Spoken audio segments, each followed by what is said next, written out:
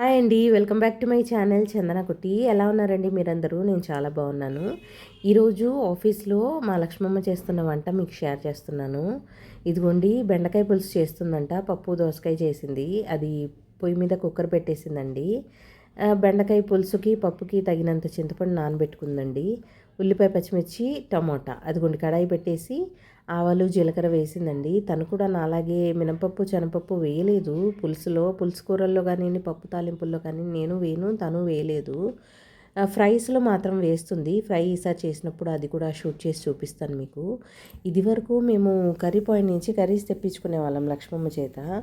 So, ఆ curries తిని మనకి కొంచెం కడుపు అప్సెట్‌గా ఉంటుంది కదండీ! బయట ఫుడ్ కదా ఎంతైనా. అందులో ప్లాస్టిక్ కవర్స్‌లో తెచ్చేది. సో, అదంతా ఎందుకులే అని ఇంకా తనే వండడం మొదలుపెట్టింది.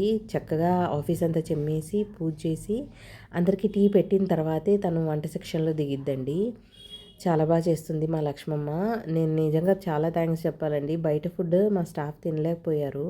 సో, ఇలా చక్కగా తను వండి పెడితే అందరూ టమ్మీ ఫుల్‌గా హ్యాపీగా తింటున్నారనమాట. అంటే మనకి ఈ ప్రాబ్లమ్స్ రావట్లేదు తర్వాత హెల్త్ ఇష్యూస్. తను చక్కగా తగినంత ఉప్పు, కారాలు వేసి, వెల్లుల్లిపాయ తాలింపేసి పప్పు చేస్తుందండి. చాలా ఆర్గానిక్‌గా ఉంటది కదండీ! ఎంతైనా హోమ్లీ ఫుడ్, హౌస్ ఫుడ్ అయితే చాలా బావుంటుంది. ఇక్కడ మేమిద్దరము షూటింగ్ తీసేటప్పుడు కూడా మేము ఎస్‌పీబీ గారి పాటలు వింటున్నామండి. నాకు పాటలు వినడం చాలా మోస్ట్ ఫేవరెట్ హాబీ ఏంటంటే నాకు పాటలు వినడమే. ఎస్పెషల్లీ ఎస్‌పీబీ గారి సాంగ్స్ అండ్ రీసెంట్‌గా అయితే కార్తిక్ గారి సాంగ్స్ అండి. బట్ కొన్ని డెకేడ్స్ వితౌట్ ఎస్‌పీబీ గారు మనం అసలు ఇమాజిన్ చేయలేం కదండీ!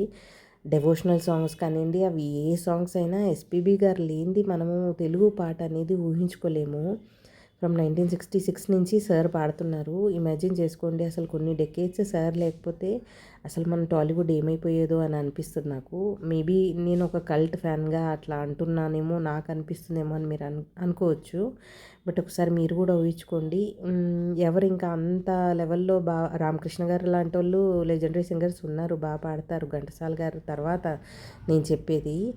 మన రీసెంట్‌గా నేను విన్నది ఏంటంటే తమిళనాడు గవర్నమెంట్ ఒక స్ట్రీట్‌కి ఎస్‌పీబీ స్ట్రీట్ అని పేరు పెట్టారంట. అలా మన తెలుగు స్టేట్స్‌లో ఏమన్నా ఎస్‌పీబీ గారి స్ట్రీట్ నేమ్ ఏదైనా పెట్టారా అండి? మీకేమన్నా తెలిస్తే కామెంట్ సెక్షన్‌లో చెప్పండి. ఇదిగోండి బెండకాయ పులుసు అయిపోయింది. అన్నం అయిపోయింది. ఇంకా పెరుగు. చక్కగా తినేసామండి. థ్యాంక్ యూ అండి. Thank you.